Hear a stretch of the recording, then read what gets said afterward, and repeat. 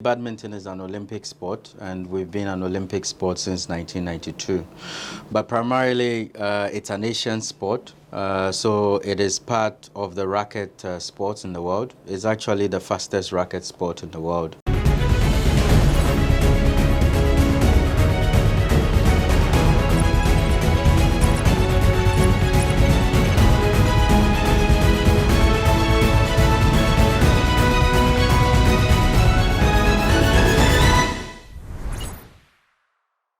Today's edition of Sports Check on Ghanaweb TV features the president of the Ghana Badminton Association, Mr. Evans Yeboah.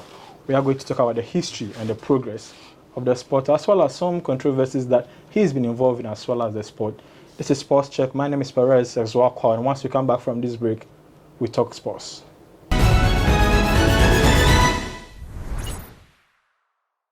Back from the break, Mr. Evans Yeboah of the Ghana Badminton Association, a former vice president of the GOC, is my guest today. Mr. Yeboah, thanks for welcoming us into your office. Pleasure. I'm humbled to be here. We've been having a lot of conversations on phones over the years, but I'm sure your story and what you've done with the sport is well recorded over there. But there are some Ghanaians who, I would say, do not know a lot about the sport, about badminton, what it entails, the rules. Can you spare us some few minutes and give us some history or some background into the sport? Well, badminton is an Olympic sport, and we've been an Olympic sport since 1992. But primarily, it's an Asian sport, so it is part of the racket sports in the world. It's actually the fastest racket sport in the world, and it's been in Ghana since 1962. In fact, this year marks 60 years of our presence and establishment in the country. Congratulations. Thank you. And we'll come to what you're doing to grow the sport or to, make it more popular in the country. But 60 years, that's some achievement that you need to celebrate. Are there any plans to or do you have any program outline for the 60th anniversary? Yes, there's a program lineup. The board at just our last quarterly meeting approved a committee to be set up in looking into celebrating the year-long activities. So it will involve seminars, it will involve workshops, it will involve tournaments that are geared towards retired players and corporate Ghana. It will also involve visiting and impacting sort of a museum of pictures that we've also had with people who have ever taken pictures with the sport the last 60 years. So it's sort of culmination of bringing everybody together who have one way or the other established what the 60 years the sport has been. So the committee is looking at it with the fine details. And within that 60 years, who are some of the stars that the sport has produced that Ghanaians should know? Well, if you look at it largely in the 80s, you've got very important players. You've got Fred is there, who used to be very popular. You used to have, you have Ivy, who was very good. You've had Amuzu. You've had Roxanne, you have Alfred Akenya, and these particular people, you had Divine as well. So these particular people made headway in Ghana. So if you remember, in '89, they participated in the African Championship in Ghana. And then in 1995 and '94, they also went to Nigeria to participate in an international championship as well. If you come back to the millennials, you've got the early people like Teresa Tete, who was in Manchester in 2002. You also got Mary Enu, who was also in Manchester for the Commonwealth Games in 2002. You've also got our own biggest fan that we have in Koforidua. His name is known by his nickname called Sakuntu. He was also very popular with Noah Eyim also as well. So you've also had the scenario of the Shamo brothers as well, also doing their best. And coaching has been very, very important. And let me say here that over the last 60 years, one or two persons in coaching has been very phenomenal. So you talk about Frank Shamo, who has devoted most of his time. You talk about Coach Jacob Evans Wilson, who for 50 years was teaching badminton without salary. Wow. And he's still alive. He's 83 years old now. But that's why the board 4 years ago, when we launched the first international tournament in Ghana, we decided to name it after him. We can give him all the gifts and glory in the world. That is, even if he got most of it. But we felt that let us name the international tournament, which was a prestige tournament for us, the first time in the country, in 2018 after him. And we did that graciously. So the tournament globally was called J.E. Wilson Ghana International Series. And it was very important to celebrate our heroes in that. So you've also got the last 10, 12 years, very important people who have also been with the sport. You've got Mariga, you've got Daniel Sam, you've got Solomon Nyakun, who's based in the States as well at this particular moment. You've got people like Anum, and then you've got a crazy bunch of people who play along the side. So the last few years, there's also been, you've had Kelvin Evans Alphonse, you've got Prospera Nancho, you've got people like Michael Opokuba, you've got people like Dainacha, you've got Evelyn Boche, you've got Emmanuel Boche. So all of these squads that are triumph, you've got Ahmed as well, who is doing very well as well. You've got the Boche family is very known for badminton in Takoradi and in the Western region. So all the brothers, the uncles, as this has been playing for the senior national team. And kudos to them in all of these celebrants as we move along. So it's a badminton family there. It's a very tall order. And everybody who have supported the last 60 years, we give grace and strength to you, and we know that we'll see ourselves again very, very soon. You have come in the last 5 years and you've done some incredible works. Of course, there are some critics here and there, but what would you say is your biggest achievement as badminton president? I will put issues on just three focus thematic areas.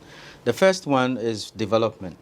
Look, when we came in 2017, when you take coaching, you could only count a handful of total of 11, with having about 4 of them who were particularly active. Even within the 4, there was 2 who were especially active.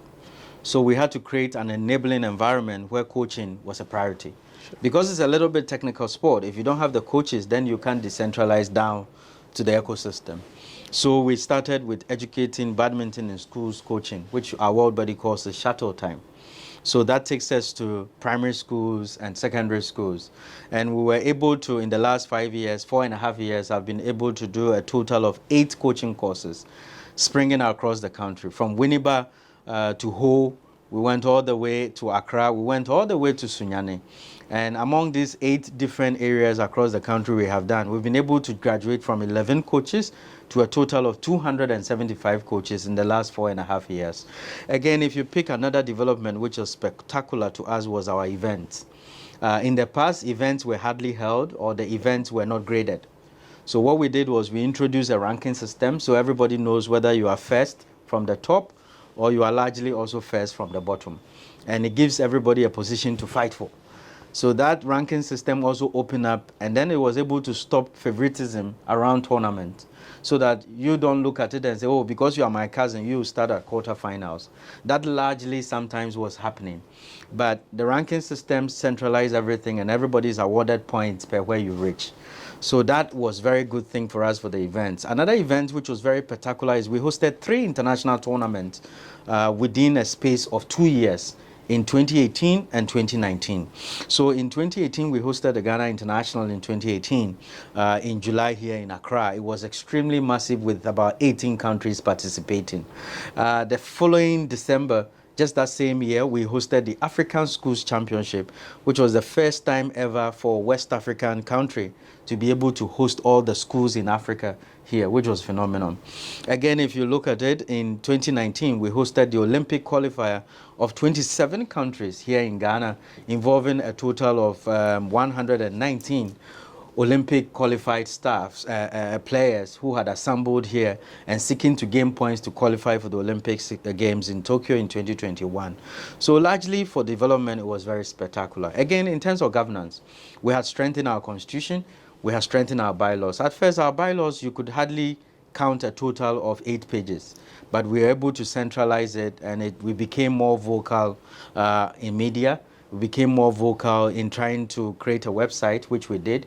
And I quite remember the former minister's words when he launched the website was that, look, even his own ministry's website cannot be compared to what we have done. He was able to glance through, and for us, that was very exciting for him.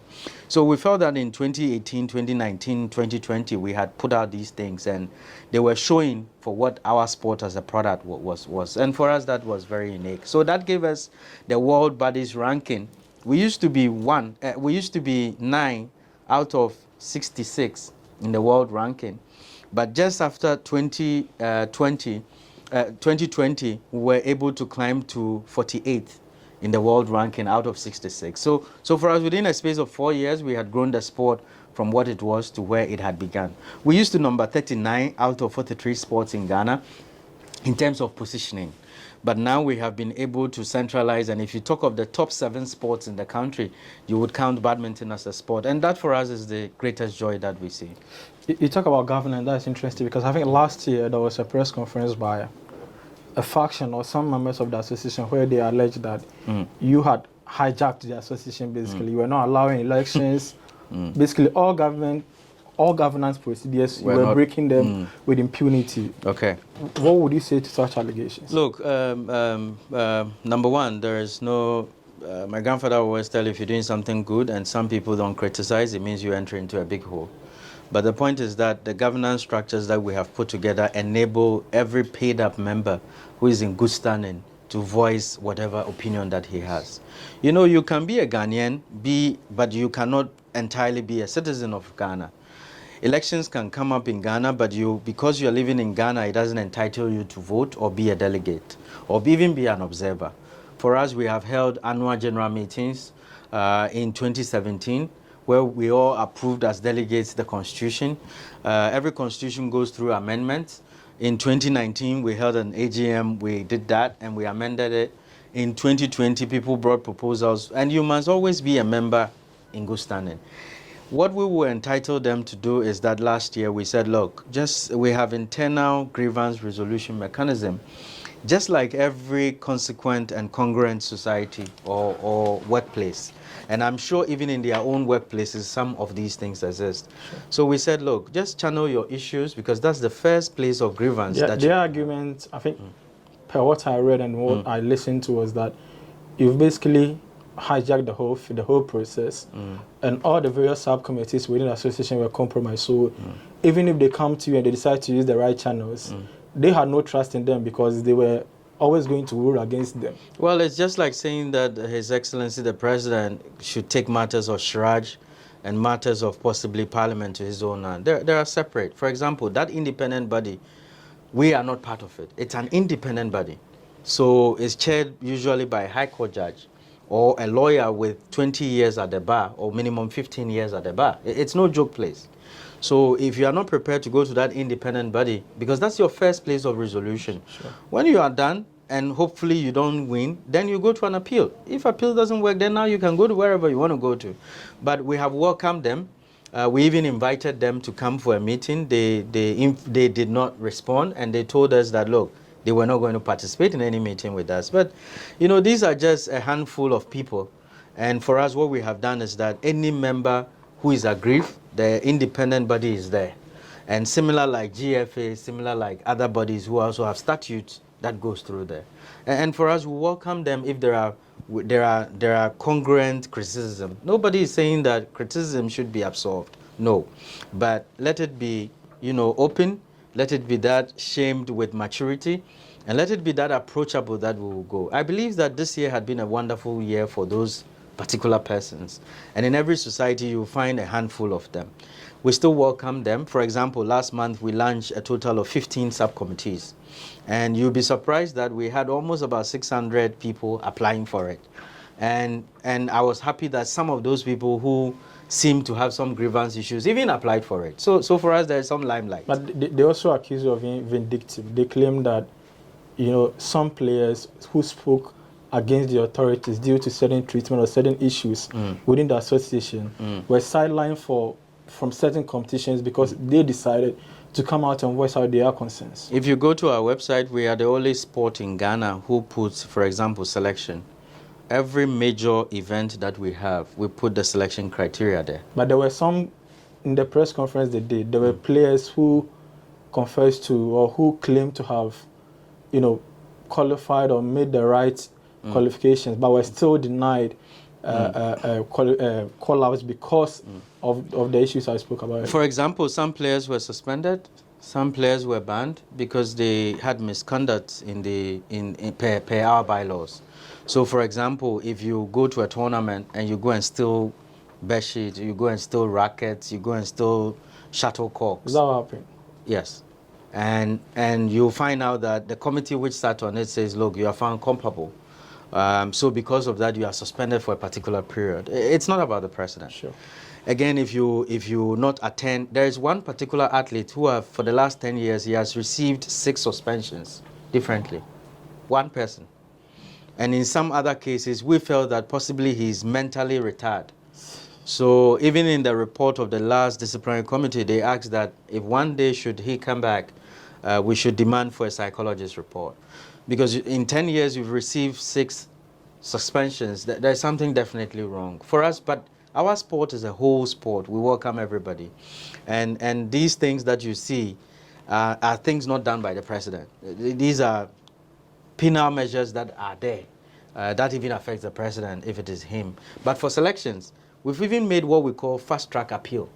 What it means is that if you have an issue of Kojo Mensah or Adwoa Teria was not selected, there's a 3-day fast-track appeal decision that is also listed on the website that everybody can go through. So for us, the sport, we have opened it up, and the sport is about Ghana. It's not for only one person, and we'll enable and do the things that we need to do at all times. All right, so this is basically the first part of the show. There are still a few more issues to talk about. There are corruption allegations. You also done well. They've qualified for the Commonwealth Games.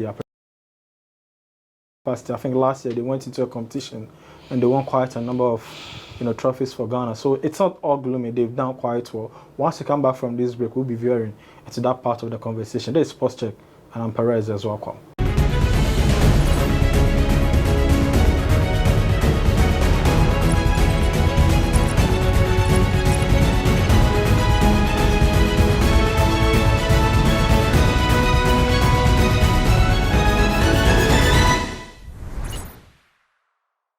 Welcome back from the break. This is Sports Check. Perez Erzoah is my name. Mr. Evans Yeboah of the Ghana Badminton Association is my host, is my guest, and we are talking badminton. We've dealt about with the first leg of the conversation where we spoke about the rich history of badminton in Ghana, as well as a few controversies that have engulfed his reign as president of the association. Now let's get to the positives. Starting from, I think somewhere last week or last 2 weeks, I read a story of a Ghanaian who has done incredibly well. Yeah. What role did the Ghana Badminton Association play in that field?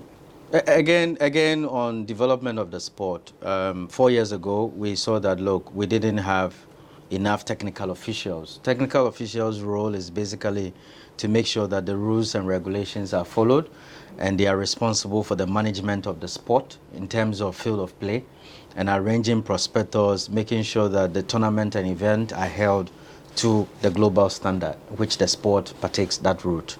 So what we did was that, okay, let's start educating Ghanaians as to becoming certified for national level. So we created 2 levels of certification, which is the accredited, means that you should have officiated 100 matches, and then the certified, which means you should have officiated 250 matches plus. So basically, we went through a process. So we ranked them as well. So for example, if we go to officiate at Gusa Games, if we go to officiate in our own national championships, you get points. So those points are built up for you as you officiate. You don't get paid. But largely, if you saw it, this particular remark, just last year, we were able to send 3 of our top-ranked technical officials for assessment at the African level. Yeah. And we ended up succeeding to have one of them who passed as the overall top for the whole of Africa. And his name is Gabriel Acheku. Now, Gabriel is also the chairperson of the Technical Officiating Committee of the association.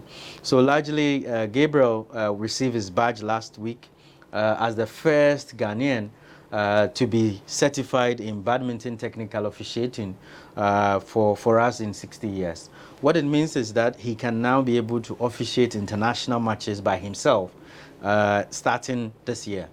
And hopefully, if he's done with this year, what it means is that he's going towards next year for world events. And then we'll see a Ghanaian also there who is penciling for it. Again, to add up to the succession plans, we have a total of almost about 12 technical officials that we are also climbing. So they are climbing per the ranking national system that we are doing.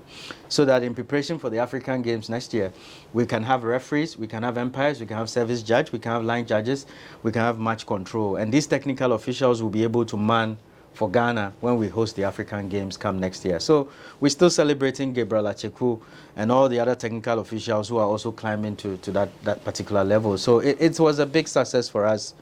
It should have come earlier, but it's better late than none, and in 60 years to applaud that beginning.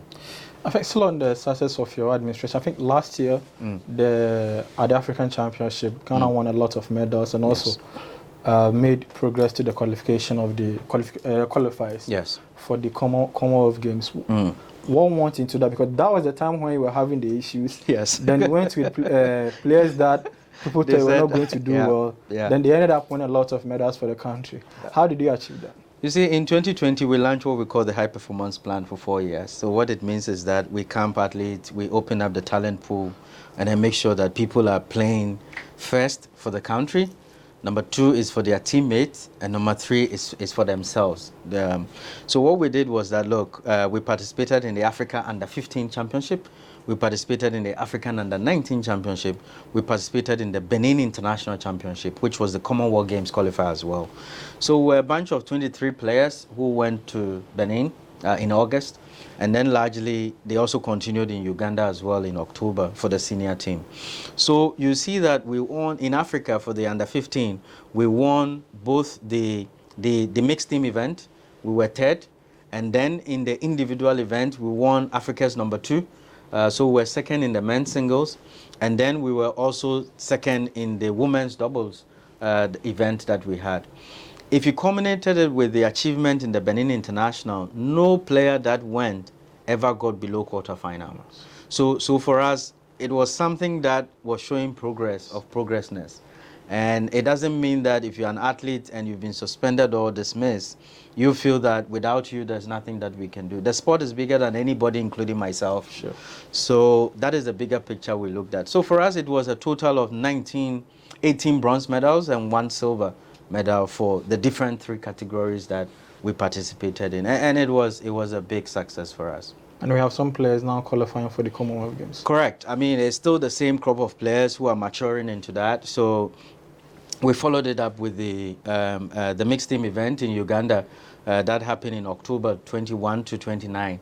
And it was very successful as well for us. And then we got the necessary points that we needed. So we were preparing for our last 3 tournament in February, and that we couldn't make it the last day. But what was most important for us is that the athletes are very poised. That, look, they want to qualify for the first time for us to Paris 2024. And they are happy with the clear progress and pipeline that we have drawn.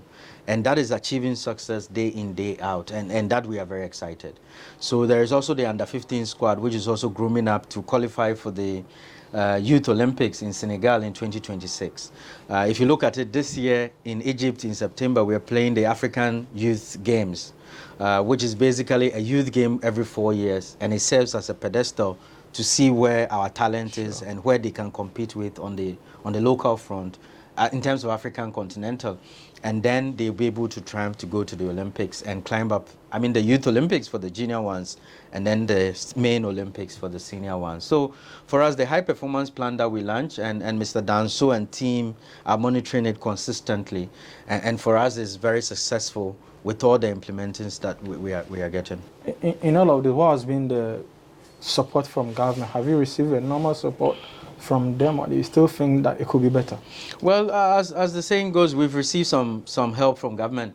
For Benin, for example, the government was able to help us with the bus and also help us pay some of our bills, not more than $4,000. That's what we received from the government, or equivalent of 20,000 cedis in Benin.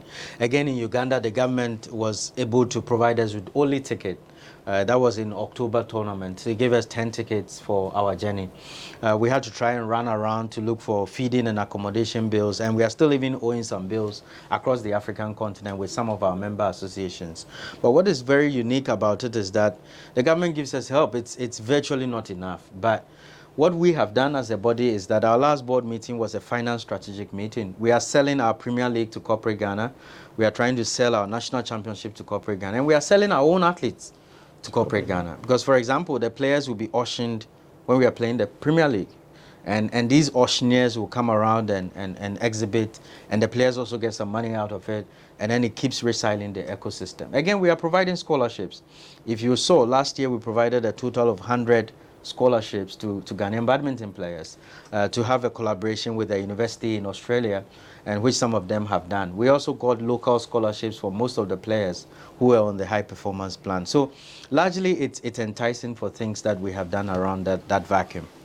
And I mean, with all of this, how confident are you that maybe in the near future we are going to win some medals at the Olympic level? Well, look, winning a medal at France 2024, it's possible with the right investment. But you see, it's what you put in is what you get. Yeah. So we're working with government. Government is trying to nail a particular policy which will help the overall ecosystem. For example, some of us have wondered why basically the sports fund has not taken shape. We know that there's been a couple of conferences that has gone on since 1994.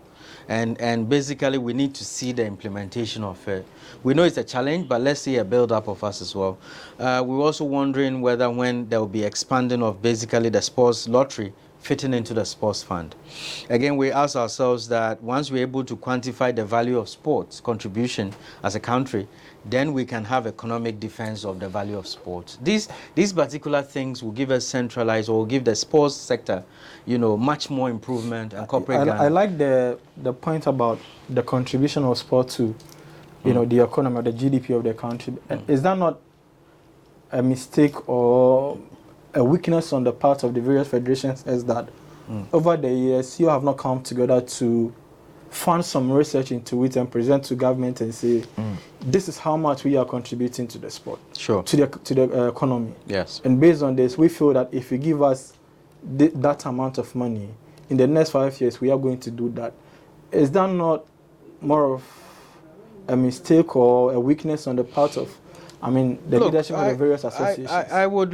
I'll be looking to admit in some of these things, and you'll find out that bringing us together as national federation heads is important. We are working on it. We are not perfect, but I know that some of these discussions are going on behind the scene, which very soon the nation at large will see what we're doing. I know football is doing it. Correct. But what is also important is to look at, when you are quantifying what is the total contribution, you have to look at the economy of the sport and the economy of all the sporting disciplines across 50 federations in the country. You have to look at from roundup, right from the gym, right from basically where they train, right from even when they host tournaments. How much do they pay for immigration? How much do people even come into the country to assess our brand? So there's a lot of things that to do around it. And with the right people now in the helm of affairs, I believe that we'll be able to make the necessary consultation and inputs. We are winding up on the interview. I have 2 more questions left. But do you see a bright future for Ghana Badminton, and 2, for Ghana sports as a whole? Look, I'll pick from Ghana Badminton. I see a very bright future for all of us and for those involved in the sport. So for me, what I would say is that the sport is bigger than all my stakeholders. Irrespective of whether it was your grandfather who brought it or you were a coach in hockey and then you ended up in badminton. What is important is that the sport must live, and the sport will always be there as we live. What is also critical for us is that the future is very bright. We are seeing success with the plans and programs that we are having. And we know that in the near future, major success will exhibit for our sport. Now, my last question, we understand you've sued one of us for you've sued one of us for some publications. Give us some details on that. Look, we did a presser last month to list and clarify matters more expandably, because the publications were just one media house, the same publication, and it looks like we became a selling story for them. So for us, we had to do what we had to do. We had tried informally to speak with them, but it wasn't really working. So we had to try and restrain that particular media house to be able to make sure that, look, if you feel that you've got some evidence or allegations, please let's meet in court and let's address it there, than to be trying to paint people black in the media space using your paper. And for us, look, I will urge the journalists that we have in the country, people's lives are at stake. I mean, yes, you can have a computer sitting somewhere in Cape Coast or sitting somewhere in Dansoman and trying to type and write and all of that.